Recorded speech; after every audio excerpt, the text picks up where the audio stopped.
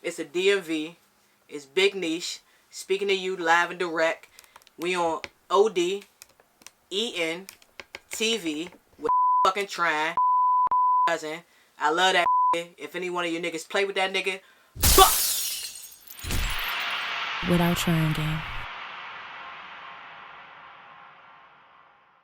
Throw the shoe on the other foot. You think Drake had that? You think he got some joints in the chamber ready to respond back to Rick Ross and them right now? Do you think he got something same as Rick Ross? You know what I mean? He got some, but he don't got. He gonna have to go back to the drawing board with what Rick Ross put out today. Right. For sure.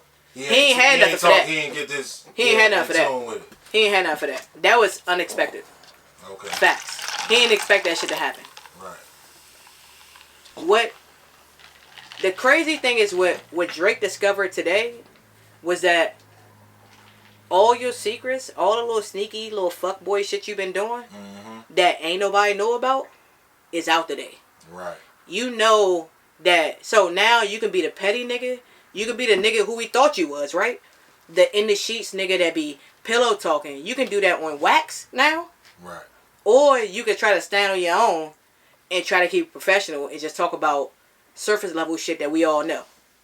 Right. But Ross took off the gloves. Ross exposed some shit that we didn't know today. Mm-hmm. So we seen Drake reaction to that when Pusha T did it. Right? When Pusha T did it, he bowed out. It wasn't good. He bowed out. Right? Drake said that, oh, you know, I talked to Jay Prince. Yeah. And he said I shouldn't do this.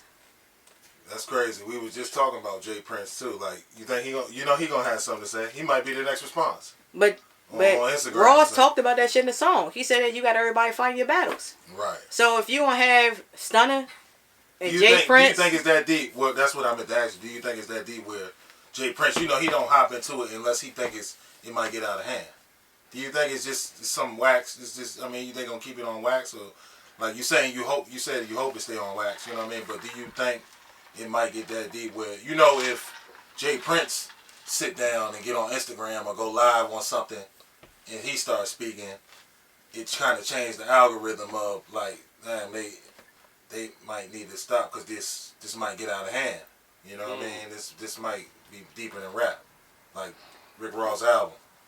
You know what I mean? Maybe they ain't want them to, you know. I think that, me personally, I think that, first of all, Drake need to stand on his own square, and he need to stop letting niggas stand up for him, period. That's one thing. As a man, I think he came too long. He came too far. Apologies. He came too far for him to let other niggas stand on his beef. And he keep letting niggas speak for him. So I think that he should stop that there. You know what I'm saying? Stop it in his tracks. And then secondly, I think that Jay Prince and them too old to still think they still got that much motion in the game. Okay. We came way too far for you trying to bully and bulldoze your way to shit. You know what I'm saying? If Rick Ross saying the shit about you on wax and he got you in the corner, keep it on wax. Right. You know what I'm saying? Right. If he's saying what he's saying and he did drop some shit like you see him in the streets, keep that same energy, then yeah, keep that same energy. You know what I'm saying? That's just what it is. But you can't speak about what dudes do in the streets. But what I will say is that Drake is articulate enough to be able to go on wax and give him a fair fight. It's about the same way that Ross got shit on him. I know Drake got shit on every single body else. Right. Drake just is a person that hasn't really put that shit out in the forefront. The closest we seen to that was like Meek Mill. Right. And the most he got to that shit was Twitter fingers turned to trigger fingers. Yeah. You know what I'm saying? You on your girl tour. He tried to keep it like PG-13. I haven't seen this nigga go in the mud and get no type of nothing. Right. We haven't seen him go and tell nobody deep, dark secrets. And I think he's always about an image. And I think that that's the reason why these niggas are going at him. Because he's always about an image. And he do shit behind the scenes. And then he had his hand. And I don't think that they fuck with that. And I wouldn't fuck with it either. If I'm in the industry with that nigga and we supposed to be cool and we supposed to be doing this type of shit and you send a cease and desist to me off a record, that's corny shit. And French Montana probably would have never said nothing about that shit because I don't think French Montana the type of nigga. Yeah. We ain't seen that French Montana come out there since motherfucking the Wave God. Yeah, right. We ain't seen that shit since Max B. Yeah, exactly. French Montana might need to dig in the crates or something. Because if he let you do that shit, you got Rick Ross always standing up and speaking up for somebody, dog. Like, yeah, you got your own shit to put down. All right, let me ask you a question, right? Do you think it's time for, like, Young Money, Lil Wayne, and, you know, Nicki Minaj, and part of the Cash Money camp? Anybody do you think they need to jump in, or one of them need to speak up?